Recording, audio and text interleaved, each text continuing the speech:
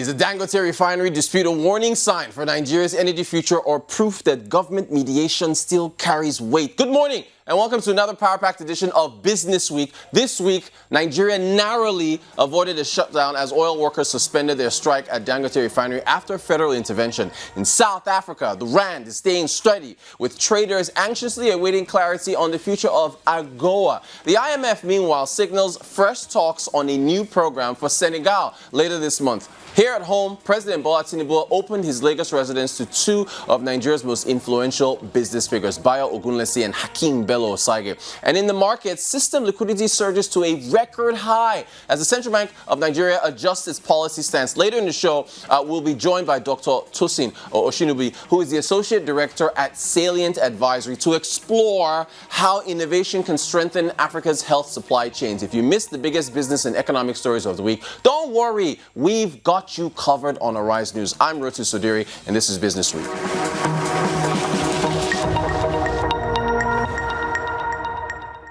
All right, commodities for the week. Brent crude at 64.59. You know what the deal is with Brent crude. We're looking at another meeting coming up with OPEC Plus. They have been adding barrels and barrels and barrels back to the market because the big daddy in the room, which is Saudi Arabia, wants to regain market share. West Texas Intermediate, $60.99. Drill, baby, drill is the Trump mantra. But what does that mean for shale producers? $60.99. Natural gas, $3.35.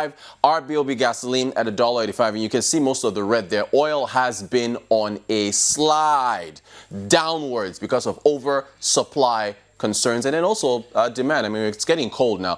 So that's your commodities. As far as the Nigerian stock market is concerned, we're up 38.9% for the year to date. All share index there, 143,000 points, 584. For the week, up by 1%. As I said, year to date, 38.9%. Deals, we had 27,065 of them. And that also was up by 21 points. Your volumes up by 5 points. Value at 19.62 there, 8.7 points on the week. And that's in billion naira. And your equity cap at 91.13. Can we get to 100? Can we get to 100 billion? We'll have to see as we move things along. As far as the African markets are concerned, the most capitalized market on the African continent, the Johannesburg Stock Exchange, up by 2.8%. There's a bit of a commodity story there, 109 points there. Over in Ghana, the cedi, once the best appreciating currency on planet, driven by gold. Gold could touch $4,000. That's helping the Ghanaians there, 3.61% for the week.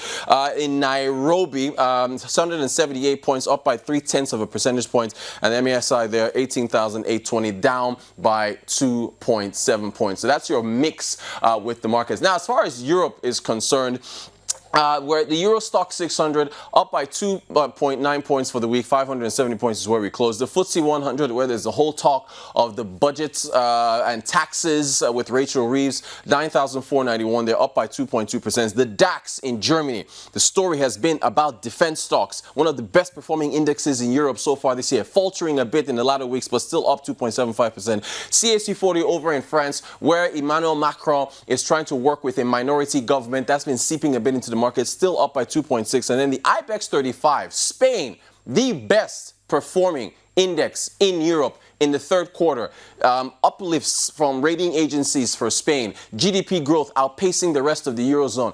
I've never been to Spain. I got to go. Sunny Spain, the IBEX there, up by 1.53 for the week. As far as Wall Street, we didn't get jobless claims. We didn't get non-farm payrolls because of the government shutdown. The Democrats and the Republicans cannot agree on subsidies for health care, and the markets didn't care. Dow Jones Industrial Average hitting a new high this week, 46,758 points. The S&P 500 at one point, 6,100 points was considered a new high. Now it's 6,007. The markets keep going up because they're still expecting another rate cut from the Federal Reserve. So they're like, government shutdown, so what? The tech-heavy NASDAQ, 22,780, up by 2 points for the week.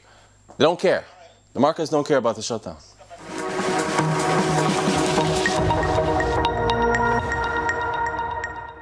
All right, top stories for the week. Now, the U.S. Senate has adjourned for the day on Wednesday with no resolution on how to reopen the government. As you just saw, the markets don't care. Blame was being cast on all sides on the first day of the shutdown. Votes to end the government shutdown failed earlier Wednesday as Democrats in the Senate held firm to the party's demands to fund healthcare subsidies that President Donald Trump and Republicans refused to extend. At issue are tax credits that have made health insurance through the Affordable Care Act more affordable for millions of people since the COVID-19 pandemic. That's about 20 million plus Americans. On the Asian side of things, Samsung Electronics and SK Hynix chip makers, their shares spiked to their highest level in years after South Korea's largest companies forged initial agreements to supply chips to OpenAI's Stargate project, reinforcing their lead in artificial intelligence. Also, OpenAI's Sam Altman has signed a letter of intent to enlist the two firms in his data center construction effort, a global undertaking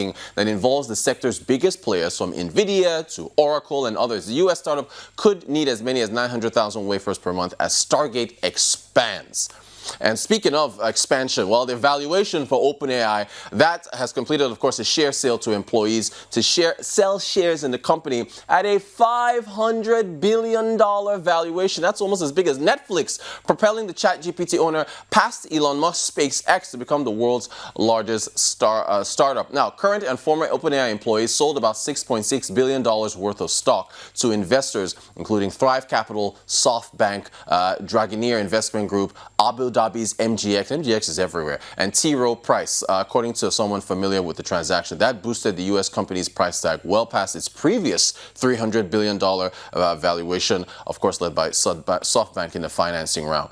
Now, on the European side of things, the group of 7 nations are closing in on an agreement to significantly increase sanctions on Russia over its continued war in Ukraine, according to a statement released after a finance ministers' meeting earlier in the week. Quote, "We are aligned on the need to act together and believe that now is the time for a significant coordinated escalation of measures to bolster Ukraine's resilience and critically impair Russia's ability to wage war against Ukraine."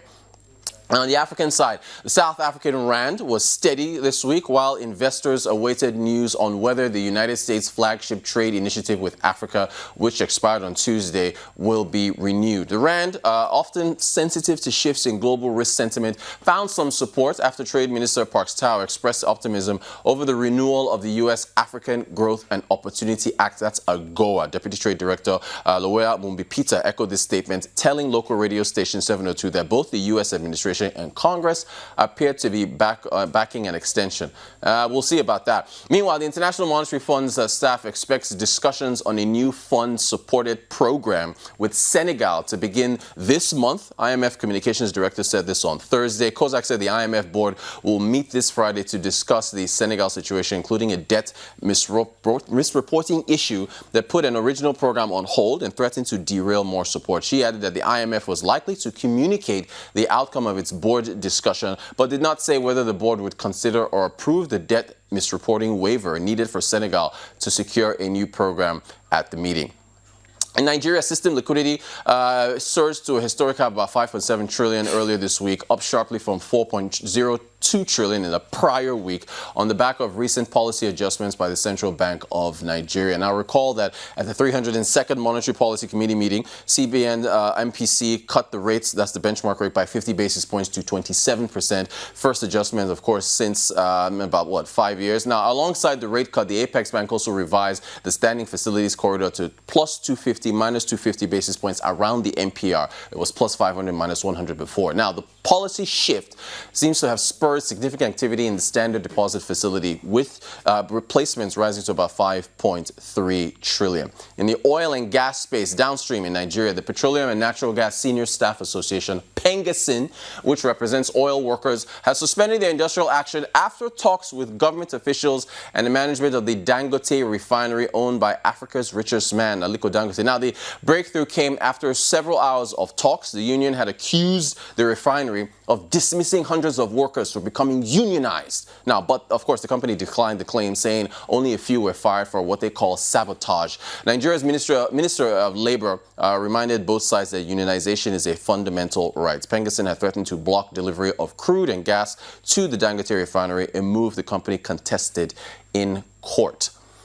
Now, of course, Nigeria celebrated its 65th anniversary of independence on the 1st of October, on Wednesday, with the national keynote address by President Bola Ahmed Tinubu, who placed economic recovery and self-reliance on the center of his message. He acknowledged the difficulties caused by the removal of fuel subsidies and the unification of the exchange rates, but defended these reforms as essential to restoring stability and ensuring long-term growth. Now, President Tinubu received in his audience earlier this week Bayo, Ogunlesi, Chief Executive Officer of the Global Infrastructure Partners and Senior Managing Director at BlackRock, the largest asset manager on planet Earth. He also hosted former UBA Managing Director and Chief Executive Hakeem Belo-Osagie in attendance with the Executive Chair of the Federal Inland Revenue Service, FIRS, Dr. Zaka Dedeji, and Professor Afolabi Ogunlesi, who joined the President and Mr. Belo-Osagie for group photographs. All right, so that's our top stories from around the world.